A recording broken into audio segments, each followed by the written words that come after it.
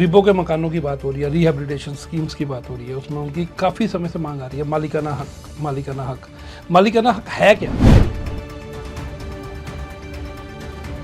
Housing board जो है वो बहुत ही बड़ा दायरा है चंडीगढ़ में। चंडीगढ़ में हाउसिंग बोर्ड्स के जो मकान हैं वो बहुत ज़्यादा हैं और अगर ऐसी कोई चीज़ अगर प्रशासन ने किया, हाउसिंग बोर्ड ने किया तो ये बहुत ही सराहनीय कदम है। आज तो जो खरीदने वाले बैठे हैं ना, जिन्होंने अब खरीद लिए हैं, वो लोग बैठे हैं आज तो। जिनको ये पहले मिल गए थे तो प्रशासन ने, मालिक तो उनको उस समय भी नहीं बनाया था।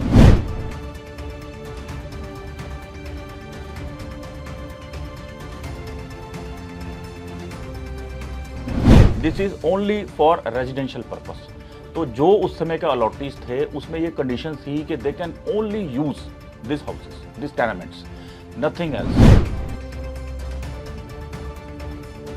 आप इस चीज़ में मैं बिल्कुल सहमत हूँ कि प्रवासी चंडीगढ़ में आए और झुग्गी झोपड़ियों में रह रहे थे। यूनिवर्सिटी का एरिया कितना बढ़ चुका है, यूआईटी, कभी वहाँ पर जनता कॉलोनी, कुम्हार कॉलोनी।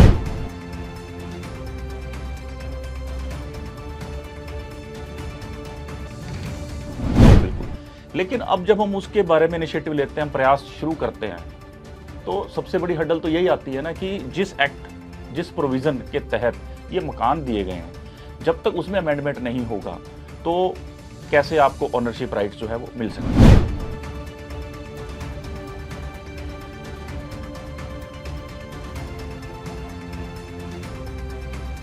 चंडीगढ़ प्रशासन ने अलाउट ही नहीं किए थे। लोगों ने वो जगह का सर्वे, सिर्फ सर्वे हुआ था, उसमें अपने ही 3-3 मंजिला मकान बना लिए थे, अलॉटेड ही नहीं थे।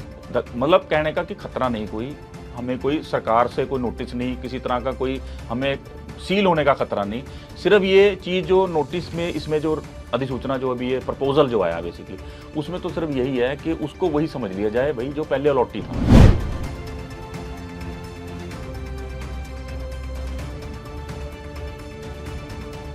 उन लोगों के लिए जिन्होंने ये मकान खरीद लिए 16 अगस्त 2023, तो उनके लिए तो फिर भी ये एक राहत का संदेश है। नमस्कार।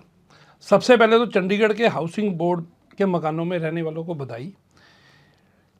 जो नीड बेस 2023 का कानून था वो अब जल्द ही लागू होने जा रहा है, जिससे कई तरह की जो नोटिस थे वो ख़त्म हो जाएंगे।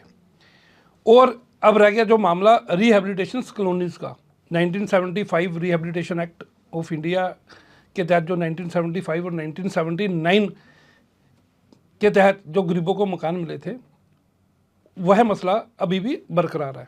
वह मसला जिसमें सब गरीब मालिकाना हक की मांग कर रहे हैं, वह मालिकाना हक जो करीब 30-30, 40-40 सालों से मांगा जा रहा है, जो अभी तक नहीं मिला।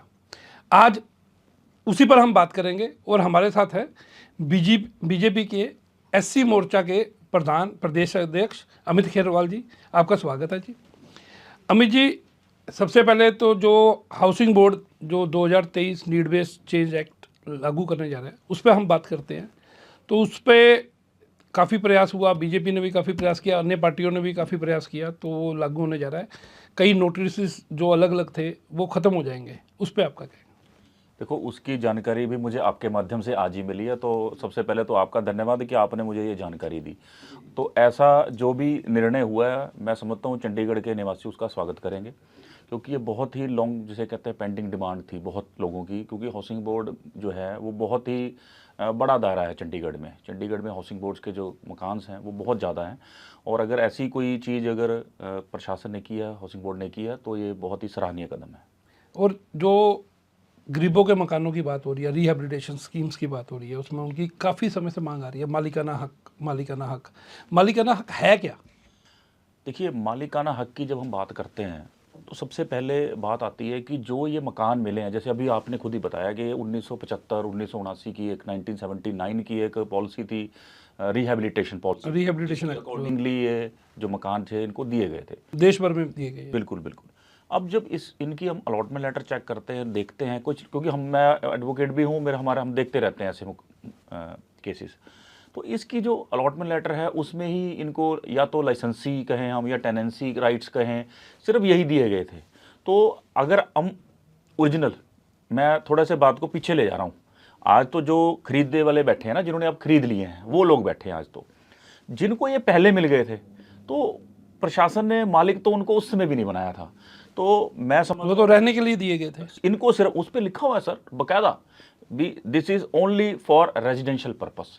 तो जो उस समय के अलॉटीज थे उसमें ये कंडीशन थी कि they can only use this houses, this tenements, nothing else. नहीं, लेकिन जो 1975-1979 की जो स्कीम थी, जितनी हमारी नॉलेज है, वो प्रवासी मजदूरों के लिए जो चंडीगढ़ में आके बसे थे उनके रहने के लिए दिया गया था, ताकि ये यहाँ रहे, क्योंकि इनके मकान कहीं और होते थे। तो यहाँ रहे, जितनी देर काम करना काम करें, उसके बाद ये अपने जो इनका मूल राज्य है वहाँ वापस चले जाए। नहीं सर, थोड़ा सा मैं करेक्ट करूंगा इसमें। जी। ये जो स्कीम है बेसिकली ये रिहेबिलिटेशन स्कीम के तहत है। आप इस चीज़ में मैं बिल्कुल सहमत हूँ कि प्रवासी चंडीगढ़ में आए और झुग्गी झोपड़ियों में रह रहे थे। तो आप भी देखो, बहुत पुराने चंडीगढ़ में हम भी यहीं पैदा हुए हैं, आपने देखा होगा कि कितनी कॉलोनी, आप अब दैनिक भास्कर है, यूनिवर्सिटी का एरिया कितना बढ़ चुका है, यूआईटी, कभी वहाँ पर जनता कॉलोनी, कुम्हार कॉलोनी इस तरह की थी। वो शमशान घाट के साथ वाली जो जगह है, आज वहाँ पर नवोदय विद्यालय है, वहाँ पर भी बहुत झुग्गियाँ थी। तो यहाँ से उठाकर किसी मलोया, डड्डू माजरा, इसी तरह से किसान कॉलोनी, वो बविंजा में आए। तो इस तरह से बहुत सारी कॉलोनीज थी जिनको एक रिहेबिलिटेशन स्कीम के तहत। और सबसे बड़ी बात, मैं एक और भी चीज़ कहना चाहूँगा, क्योंकि ये स्कीम्स जो थी कांग्रेस सरकार के समय में आई और बहुत ही छाती ठोक कर, आज भी चाहे उन्हें नहीं पता इस बारे में, जो कांग्रेस के आज के कार्यकर्ता हैं, लेकिन वो ये जरूर बोलते हैं कि ये जो आज की मकान है चंडीगढ़ में, ये सभी के सभी मकान जो हैं वो कांग्रेस की देन है। लेकिन वो ये चीज़ कहना भूल जाते हैं, क्योंकि उन्होंने पढ़ा नहीं है ये चीज़ कि मालिकाना हक की हम बात कर रहे हैं। देखो, भाजपा का तो बिल्कुल स्टैंड क्लियर है, मालिकाना हक मतलब होता है मालिकाना हक कि आप रजिस्ट्री हो, उसके नाम पे चढ़े। बिल्कुल। लेकिन अब जब हम उसके बारे में इनिशिएटिव लेते हैं, हम प्रयास शुरू करते हैं, तो सबसे बड़ी हडल तो यही आती है ना कि जिस एक्ट, जिस प्रोविज़न के तहत ये मकान दिए गए हैं, जब तक उसमें अमेंडमेंट नहीं होगा तो कैसे आपको ओनरशिप राइट्स जो है वो मिल सकते हैं।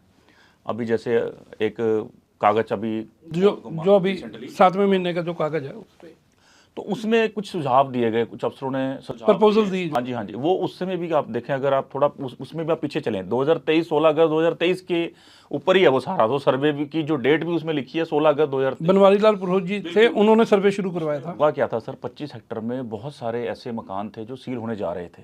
तो एक बहुत बड़ा मैं कहूँ एक सामाजिक तौर पर भी सामाजिक कार्यकर्ता लगाए, राजनीतिक पार्टियां, सभी लोग वहां पहुंचे सहानुभूति देने के लिए कि ये एक बहुत बड़ा जो है नुकसान हो जाएगा इतने लोगों को अगर बेघर कर दिया। तो वहां पर सहानुभूति के लिए मैं कहूँगा, सहानुभूति वर्ड यूज़ करना चाहूँगा, क्योंकि देखो इलीगल तो इलीगल है। तो लेकिन गवर्नर साहब ने उस समय कहा कि एक सर्वे कराया जाएगा, पहले हम ये तो पता करें कि ऐसे कितने मकान हैं। ठीक है, तो वो सर्वे भी जो शुरू हुआ था, देखो वो भी भाजपा के प्रयास से ही हुआ था। बिल्कुल। उस समय अब इसकी थोड़ी गंभीरता को समझें आप। उस समय नीड ऑफ आवर कहते हैं हम जिसे, वो ज़रूरत थी, क्योंकि उस समय उन लोगों के ऊपर गले पर तलवार लटक गई थी कि उनके मकान सील होने जा रहे हैं। तो फॉर द टाइम बीइंग उस चीज़ को रुकवाने का प्रयास किया गया भाजपा की तरफ से, और गवर्नर साहब को भी लगा कि यार इतना बड़ा नहीं, उसमें कुछ मैं करेक्ट करता हूँ, उसमें सेक्टर 25 के कुछ मकान ऐसे थे जो सील होने जा रहे थे। वो मकान थे जो चंडीगढ़ प्रशासन ने अलॉट ही नहीं किए थे। लोगों ने वो जगह का सर्वे, सिर्फ सर्वे हुआ था, उसमें अपने ही 3-3 मंजिला मकान बना लिए थे, अलॉटेड ही नहीं थे। तो उस कारण होता। लेकिन हाँ, बनवारी लाल पुरोहित जी ने उस समय कहा, उस समय आई थिंक आपके अध्यक्ष थे बीजेपी के अरुण सूद जी, इनके प्रयासों से एक पूरे चंडीगढ़ में ही सर्वे शुरू हुआ कि कहीं और भी ऐसा कुछ ना हो। उसी में यह आया था कि जो लोगों ने मकान खरीद लिए हैं वो पता चले, जो ओरिजिनल लाटी हैं वो पता चले। ये 16 अगस्त 2023 में जो सर्वे शुरू हुआ। तो चलो, वो गवर्नर साहब ने एक सर्वे करवाया, उस सर्वे के बेस पर एक कमेटी का गठन कर दिया गया गवर्नर साहब के दिशा निर्देशों पर, और उस कमेटी ने जो सुझाव दिए ये उसी की कॉपी है। उसी की कॉपी, बिल्कुल।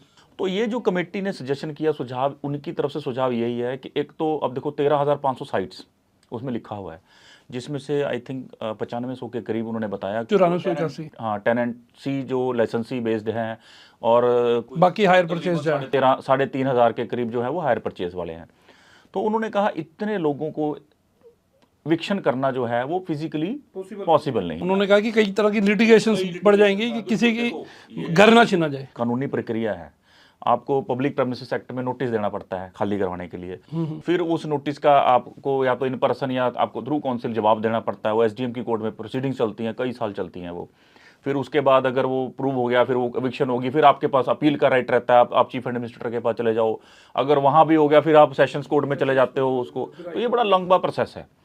तो इन चीज़ों से बचने के लिए प्रशासन ने कहा कि जो लोग आज यहाँ बैठे हैं इनको टेनेंसी ऑक्यूपेंसी राइट्स जो है वो ट्रांसफर कर सकते हैं हम, मतलब कर दिए कर सकते हैं। इस पर लीगल ओपिनियन भी मांगा। उनका सुझाव है कि ये जो है वो आप करें तो जिससे प्रशासन को फायदा होगा, क्योंकि जो ड्यूज जो रेंट्स हम ओरिजिनल ओटी से ले रहे थे अब इनसे लेना स्टार्ट कर दें तो उससे क्या होगा, प्रशासन का रेवेन्यू भी जनरेट होगा।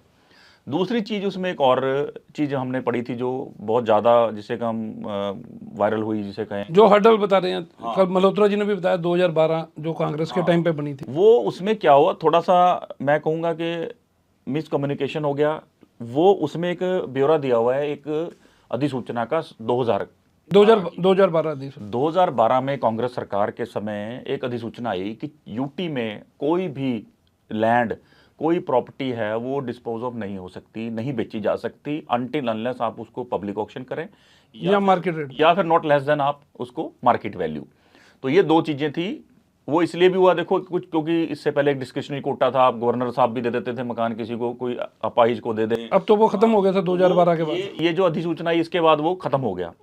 अब इस जो ये कमेटी बनी उन्होंने जब सुझाव दिए तो उन्होंने ये कहा कि जब हम ये सुझाव दे रहे हैं इन सुझावों को इस अधिसूचना के साथ तो भी के साथ देखना चाहिए कि कहीं कानूनी अड़चन ना आ जाए, कहीं अधिसूचना के साथ ना हो। लेकिन उन्होंने नीचे फिर इसको क्लैरिफाई कर दिया कि इस अधिसूचना का इस केस से कोई ताल्लुक नहीं है, क्योंकि हम ये प्रॉपर्टी बेच नहीं रहे, हम केवल और केवल ऑक्यूपेंसी टेनेंसी राइट जो है वो ट्रांसफर करने की बात कर रहे हैं यहाँ पे। और जो एक मुश्त पैसे वाली बात है वो क्या है? एक मुश्त देखो, उन्होंने एक जगह पे उन्होंने कहा है कि हमारी ओपिनियन, हमारा सजेशन है ये कि इसमें आप वन टाइम सेटलमेंट की ऑफर भी दे सकते हो, वन टाइम ऑफर की सेटलमेंट दे सकते हो, अमाउंट जो है वो प्रशासन तय करे। उसमें है कि एक मुश्त पैसा ऑब्लिक टेनेंसी, हाँ वो टेनेंसी मतलब ये दोनों एक साथ चलेंगे या अलग अलग चलेंगे? नहीं, वो तो देखो उन्होंने एक साथ कर दिया, ऑप्शन दे दी प्रशासन को। उन्होंने तो कहा सुझाव कि इधर आप वन टाइम सेटलमेंट कर लो या इसको एनुअली आप रेंट भी ले सकते हो। तो वो ऑब्लिक का मतलब यही होता है इधर आप उनमें से कोई भी ले सकते हो। तो इन दोनों चीजों में से आप कोई ऑप्ट कर सकते हो, वो प्रशासन पे छोड़ दिया उन्होंने, अमाउंट नहीं लिखा उसके ऊपर, है ना। तो ये इतनी सी बात थी। और दूसरा एक इसमें था जी लीगल हेयर्स का भी उसमें बड़ा ही क्लैरिफाई किया उन्होंने। पहले तो उन्होंने ये लिखा कि हमने इस सर्वे में ये भी पाया है कि बहुत से ऐसे लोग हैं ओरिजिनल ओटीज जो अब नहीं रहे और उन घरों में उनके वारिस रह रहे हैं, और उनके वारिस जो हैं वो चाहते हैं कि वो ड्यूज जो है वो रेंट जो है वो जमा कराना चाहते हैं, लेकिन क्यों लीगल हर्डल की वजह से, क्योंकि ये टेनेंसी राइट जो है वो जिस प्रोविज़न में मिले हैं उसमें ट्रांसफ़र की ऑप्शन ही नहीं है, ट्रांसफ़र का जो प्रावधान था ही नहीं उसमें। उन्होंने बोला कि जो विल के आधार पे जो ट्रांसफ़र हो भी गए हैं वो गलत है, क्योंकि ये लाइसेंसी थे, ये जो जिसका मालिकाना हक पिता को नहीं था वो बेटे के पास कैसे ट्रांसफर हो रहा है? टेनेंसी ऑलवेज अ टेनेंसी, या है ना, वंस लाइसेंसी ऑलवेज अ लाइसेंसी। अब हमें एक लाइसेंस दिया, आप प्राइवेट प्रॉपर्टीज में भी देखें ना, प्राइवेट लोग रेंट डीड बनाते हैं 11 महीने की बनाते हैं, चलो 11 महीने के बाद वो खत्म हो जाती है, उसके बाद वो आप म्यूचुअल असेंट में उसे आप कंटिन्यू करते रहते हो, रेंट भी बढ़ाते रहते हो, पर कुछ % बढ़ता रहता है। तो ये सेक्टर 25 का यही आया, उसमें सेक्टर 25 का स्पेशल रेफरेंस है। अब मेरा सर इस पर सवाल है, स्टेट ऑफिस ने बोला कि विल के आधार पे ट्रांसफ़र नहीं हो सकते क्योंकि ये खुद ही मालिक नहीं थे। अगर कल को मेरे पिताजी कुतुब मीनार की विल छोड़ दे तो कुतुब मीनार मेरा तो नहीं होगा। बिल्कुल बिल्कुल। लेकिन अब इसके साथ है वो विल रजिस्टर्ड कहाँ हुई? डीसी ऑफिस में, उसी के आधार पर ट्रांसफ़र हुआ। वो कैसे हुई? क्या वो गलत नहीं हुई? जो अनरजिस्टर्ड विल की भी बात करें वो कौन करता है? वो नोटराइज हुई, वो भी प्रशासन के लोग हैं।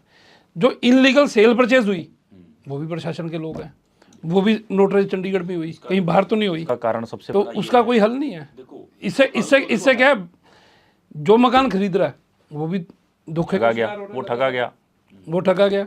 और जब एक बड़ा अधिकारी जो तहसीलदार लेवल का एक अधिकारी है उसके पास विल रजिस्टर्ड हो रही है, उसको नहीं पता मैं किसकी विल कर रहा हूँ, जो इनका है ही नहीं मकान, जो मकान ही उनका नहीं है। तहसीलदार की तो पूरी प्रक्रिया होती है। और करीब 3748 आई थिंक 3748 है या 47 है, इतनी बिल के आधार पर ट्रांसफ़र कर दिए प्रशासन के। अब जिनके ट्रांसफ़र कर दिए उनका क्या? वो तो असमंजस में है ना। वो दोबारा से पैसे देंगे। नो ड्यू सर्टिफिकेट उन्होंने लिया होता है। नो ड्यू सर्टिफिकेट का क्या है इसमें भी दो अलग अलग चीज़ें हैं। नो ड्यू सर्टिफिकेट प्रोसीजर क्या होता है, जितना हम जानते हैं, एक आदमी का पिता मर जाता है, वो तो सोचता है कि मेरे पिता का मकान था, आज मेरा हो जाएगा। वो स्टेट ऑफिस को एक चिट्ठी लिखता है कि जी हमने अपने नाम करना है। स्टेट ऑफिस उसको भेजता है कि आपका इतना एरियर पड़ा हुआ है, वो एरियर दे देता है, वो एनओसी मिल जाती है। बिल्कुल ठीक है जी, वो बेसिकली एनओसी होती है रेंट की। वो रेंट की होती है कि आपकी इतनी किस्तें थी या इतना आपका किराया था, वो आप एक साथ दे दो, वो दे देते हैं। उसके बाद वो शेयर ट्रांसफर हो जाता है, 7 भाई बहन है तो 7 के भाई बहन के नाम, लेकिन वो तो उनके नाम ही नहीं था, पहली बात। और एनओसी वो नो ड्यू सर्टिफिकेट है, एनडीसी है, ना कि एनओसी है। इसको गलत बताकर गरीबों को ठगा जा रहा है। जो कॉलोनियों के लोग रहते हैं वो एनडीसी को एनओसी बताया जाता है, और उसी आधार पर ले जाकर देखो जी ये तो हमारे नाम पे चढ़ गया, और चढ़ा भी होता है। जो वो 3748 मकान या 3747 मकान है जिनके नाम पे चढ़ा दिया स्टेट ऑफिस ने, कमेटी की प्रपोजल है वो गलत है। वो कहते हैं कि ये गलत है, इनसे किराया लिया जाए। और जब विल पे आधार पे इन्होंने ट्रांसफर कर दिया तब तो सारे पैसे ले लिए, अब मुझसे दोबारा किराया क्यों लिया जाएगा? देखो इसमें एक और चीज बताऊं आपको, एक ना लीगल टर्म है, ignorance of law is no excuse, है ना।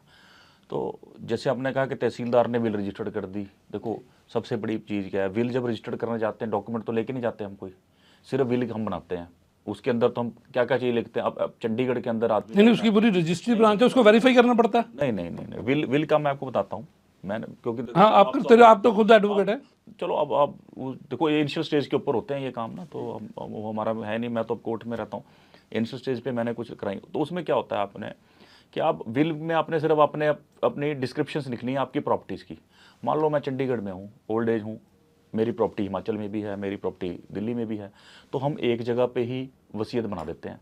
तो आप ये बताओ, इज इट पॉसिबल कि वो तहसीलदार जाके दिल्ली वेरीफाई करे कि ये मेरी प्रॉपर्टी? नहीं पॉसिबल, नहीं पॉसिबल। तो विल लेकिन के अंदर यही दिक्कत है। लेकिन चंडीगढ़ की विल, मैं आपको बताऊं सर, चंडीगढ़ की विल, चंडीगढ़ में जो सिस्टम है उनका अपना एक रजिस्ट्री ब्रांच है।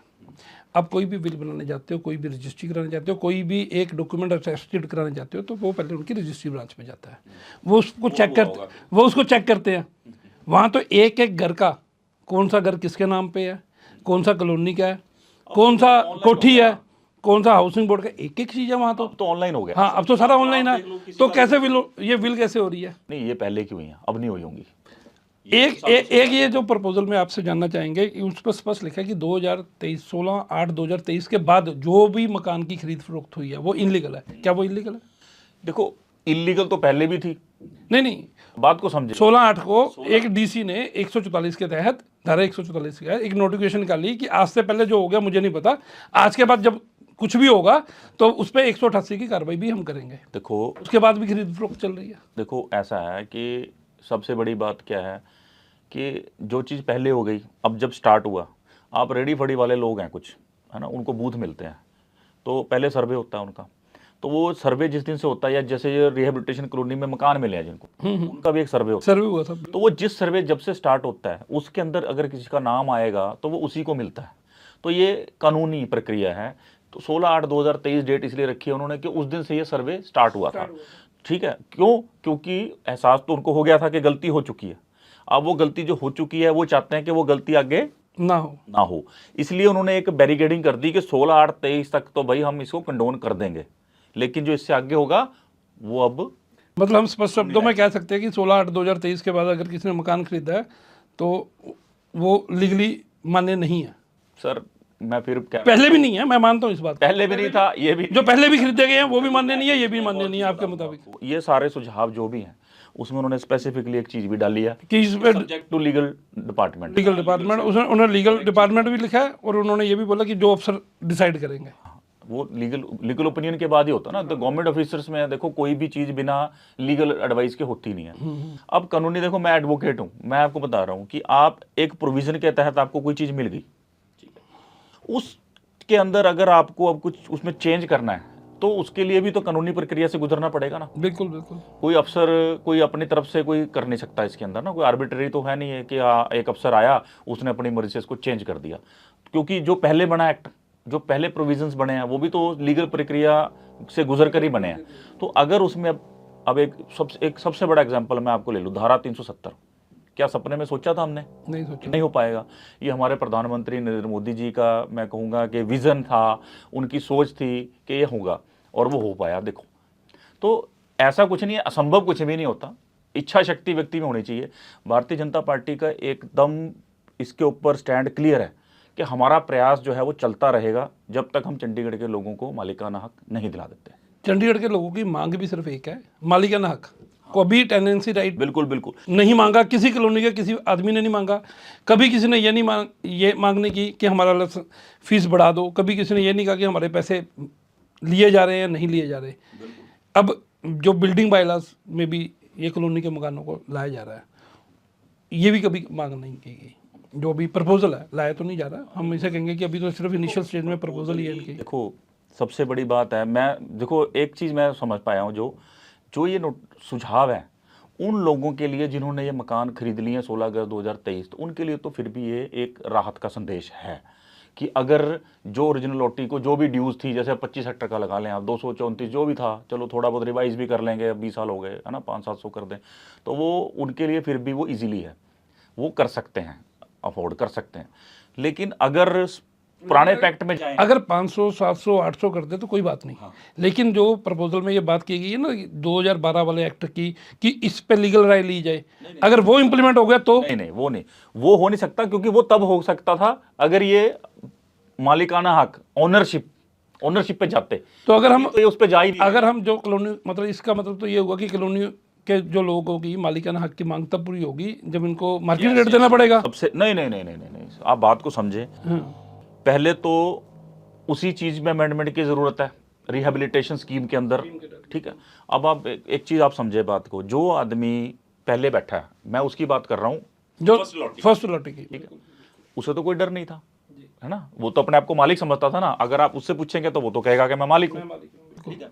और वही राइट अब जो वहां बैठा है बंदा उसको मिल जाएंगे। तो इसका मतलब आप लीगली मत समझे इसको, लेकिन आप समझेंगे तो जो पहला अलॉटी था वो मालिक था, तो अब मैं भी वही चीज हो गया, मैं भी वही हूँ। मतलब कहने का कि खतरा नहीं, कोई हमें कोई सरकार से कोई नोटिस नहीं, किसी तरह का कोई हमें सील होने का खतरा नहीं। सिर्फ ये चीज जो नोटिस में, इसमें जो अधिसूचना जो अभी ये प्रपोजल जो आया बेसिकली, उसमें तो सिर्फ यही है कि उसको वही समझ लिया जाए भाई जो पहले अलॉटी था। तो ये फिलहाल मैं कह रहा हूं कि अगर ये ऐसा कुछ है तो भी राहत की बात है। और जिन्होंने मकान 2023 से पहले खरीदे हैं उनके लिए राहत की सांस है, राहत की बात है ये उनके लिए। और जिन्होंने 23 के बाद खरीदे हैं वो तो देखो, फिर मैं वही कहूंगा कि इग्नोरेंस ऑफ लॉ तो कोई इसमें वो नहीं है, लेकिन फिर भी मैं कहूंगा कि प्रशासन को सहानुभूतिपूर्ण ही उन पर भी फैसला लेना चाहिए। और दूसरा, चंडीगढ़ में देखो कि जैसे मैंने कहा कि नथिंग इज इम्पॉसिबल, है ना। अब इतना बड़ा चीज़ हमने देख चुके हैं, देश में हमने देखे हैं जो बदलाव पिछले 11 सालों में, तो ये चंडीगढ़ कुछ भी नहीं है। ये जो कानून देखो, अब मैं नहीं समझता उस समय के लोगों की क्या सोच रही है, कांग्रेस सरकार की क्या सोच रही होगी, उन्होंने किस तरह से ये इस चीज़ को लिया, है ना। आपने मकान तो दिया किसी को, लेकिन उसे मालिक नहीं बनाया, ठीक है। अगर ये जब ये मकान मिले थे, अगर उन्हें मकान का मालिक बना दिया जाता तो विवाद ही नहीं होता, तो ये आज नौबत आती नहीं। बिल्कुल। तो भारतीय जनता पार्टी का ये प्रयास है कि पहले तो उस चीज में ही कहीं ना कहीं इसे चेंज किया जाए, और उसके लिए देखो कानूनी प्रक्रिया की जरूरत होती है। मैं जज्बाती होकर आज आपको कह दूं, है ना, या हमारे अध्यक्ष जी कह दें, है ना, उसकी कोई कहने से कुछ नहीं होगा, कानूनी प्रक्रिया से होकर गुजरना पड़ेगा। अब हमारे प्रधान जी ने कहा कि चंडीगढ़ जो है, चंडीगढ़ में ऐसा हम एक भी घर जो है वो उजड़ने नहीं देंगे। देखो ये बहुत बड़ी बात है, क्यों, ये चंडीगढ़, ये जो सर्वे भी हुआ है, ये प्रयास भाजपा के प्रयास से ही हुआ है, ठीक है। और अगर ये सुझाव दिए जा रहे हैं तो मैं समझता हूँ वो भी भाजपा के, लेकिन अमित जी इस पे भी लोगों की दो राय है। पहली दो राय की एक, शायद आप बीजेपी से संबंधित भी हैं, तो आपको याद होगा कि अनिल दुबे जी जो इस समय टेनेमेंट एसोसिएशन के प्रधान चुने गए हैं, इनको एक कागज़ पकड़ा दिया था लास्ट एमपी ने कि ये लो आपका कॉलोनियों का मालिकाना हक। अब सभी लोग वो कागज़ ढूंढना चाहते हैं, वो कागज़ कहाँ गया, वो फाइलों में दब के रह गया, कहाँ गया वो मालिकाना हक।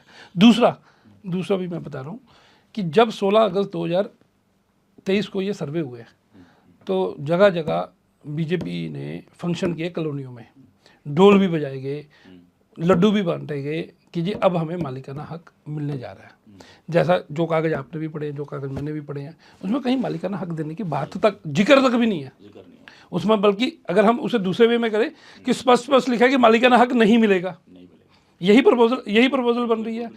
तो लोग ये कह रहे हैं कि हमें भ्रम में क्यों रखा जा रहा है कि मालिकाना हक मिलेगा। एक ही सवाल चाहिए कि मालिकाना हक हमें मिलेगा या नहीं मिलेगा। मैं उनकी बात ही नहीं कर रहा जिन्होंने मकान खरीदे हैं। मैं मेरे ख्याल से जिन्होंने मकान खरीदे हैं उनकी बात नहीं भी करनी चाहिए, लेकिन जो अलाटी हैं, जिन्होंने चंडीगढ़ बसाया, जब चंडीगढ़ में कोई रहने नहीं आता था। हम 1975 और 1979 की अगर बात कर रहे हैं तो उस समय आतंकवाद के दौर पे जब पंजाब में आतंकवाद था तो यहाँ कोई रह नहीं रहा था।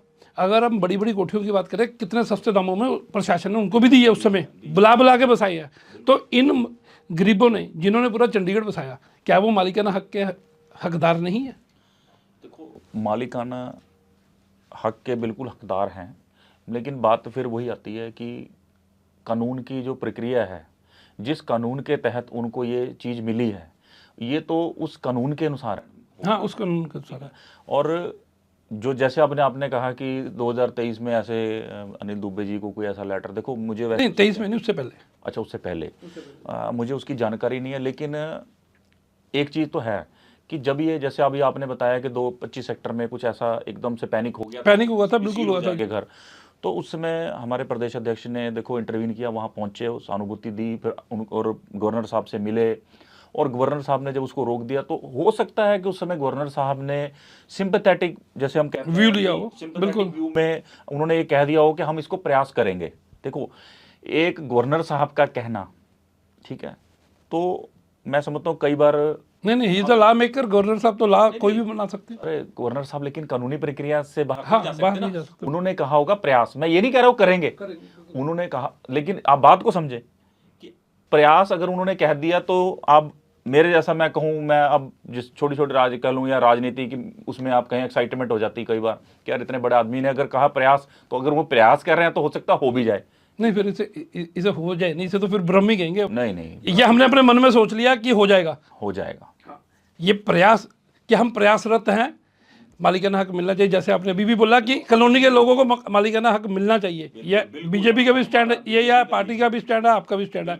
लेकिन जो अभी तक जो अफसरों की प्रपोजल्स है उसमें मालिकाना हक का बिल्कुल जिक्र नहीं। देखो, इसमें जैसे हमारे अध्यक्ष जी ने भी कल प्रेस कॉन्फ्रेंस में कहा, उनका भी बिल्कुल साफ और क्लियर स्टैंड है कि जब भी कोई ऐसी पॉलिसी बनाएंगे तो कॉलोनीज के जो रिप्रेजेंटेटिव्स हैं उनको आप इसमें जरूर शामिल करें। इसी पे भी मेरा सवाल है। चंडीगढ़ में स्ट्रीट वेंडर एक्ट बना, उसमें वेंडर सेल बना, वेंडर सेल के नुमाइंदे रखे गए, वेंडर सेल के लोग उसमें शामिल हुए।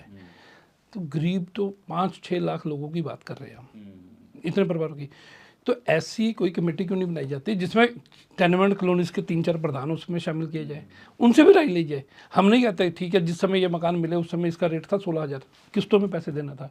लेकिन आज ये सुनने में बड़ा अजीब लगता है, यार 16,000 रुपये में 2 कमरे का मकान मिल जाएगा चंडीगढ़ में। लेकिन उस समय 16,000 भी बहुत थे, चंडीगढ़ में कोई रहने को तैयार नहीं था। ये लोग उस समय से बसे हुए हैं, जिन्होंने खरीदे हैं, हम उनकी बिल्कुल बात तो बहुत ज़्यादा बता दिया आपने। नहीं, 16,000 है। जो अलाटमेंट रेट था वो 16,800 था, कईयों का 3,000 भी था शुरू में। वो एक कमरे का जिनका कमरा रसोई था। सारे 2000 के बाद की बात बता रहे हो? नहीं, 16,000 वाले जो 1979 वाले बता रहे हो ना आप, उस समय तो 16,000 रुपये में कोठियाँ मिल जाती थी यहाँ। उस समय 16,000 में कोठी मिलती, लेकिन ये किस्तों में था ना पैसा। इसमें किस्त क्या थी? 30 रुपये, मैं आपको 102 रुपये, वो आपकी जैसे 234 रुपये, 234 रुपये तो अब हुई है, 800 रुपये अब हुई है जो 4 मंजिला वाले मकानों की है। लेकिन उससे पहले तो नहीं थी ना, ये नहीं थे। बिल्कुल। देखो, मालिकाना हक के ऊपर मैं फिर वही कहूँगा कि मैं जज्बाती होकर या कुछ ऐसा नहीं कहूँगा, उस चीज़ को सभी को बचना चाहिए, हमें नहीं, हर किसी को बचना चाहिए।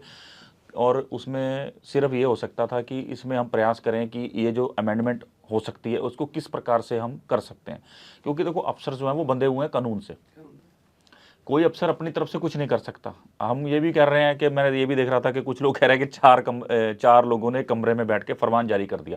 पर आप उन कर्मचारियों को ये समझें कि जो अफसर बैठे हैं वो उस कानूनी प्रक्रिया से बाहर जा सकते हैं। उन्होंने ये सुझाव में भी क्लियर लिखा है कि लीगल ओपिनियन लिया जाए। वो सुझाव जो है वो लीगली ओपिनियन जो है उस पर ली जाए, इसको कैसे कवर कर सकते हैं। तो दोस्तों, अमित खेरवाल जी जो एससी मोर्चा चंडीगढ़ के प्रदेश अध्यक्ष भी है, उन्होंने अपना स्टैंड, पार्टी का स्टैंड बिल्कुल क्लियर किया है। चंडीगढ़ के लोगों को मालिकाना हक मिलना चाहिए। प्रपोजल में भी कानूनी राय लेने का प्रावधान किया गया है, तो हम इस कानूनी राय पे भी पूरी नज़र बनाए रखेंगे कि क्या कानूनी राय आती है, उस कानूनी राय के मुताबिक गरीबों के मकानों पर क्या फैसला होता है। कल प्रदेशाध्यक्ष जतेंद्र मल्होत्रा जो बीजेपी के हैं, उन्होंने एक स्वर में बोला है कि किसी भी गरीब का मकान उजड़ने नहीं दिया जाएगा। टेनेंसी राइट्स की चाहे बात हो रही है, लेकिन इतना ज़रूर है कि जिन्होंने मकान की खरीद फरोख्त की है 2023 से पहले, उनके लिए कुछ राहत की भी सांस है कि कम से कम जो भी फैसला होता है उसमें उनको बेघर नहीं किया जाएगा। हम मांग करते हैं चंडीगढ़ प्रशासन से भी कि गरीबों को उनका मालिकाना हक मिलना चाहिए। इसके लिए कानूनी राय हो या कोई कानून के तहत फैसला हो, वो जल्द से जल्द लिया जाए। नमस्कार, मैं संजीव महाजन, चंडीगढ़ दिन।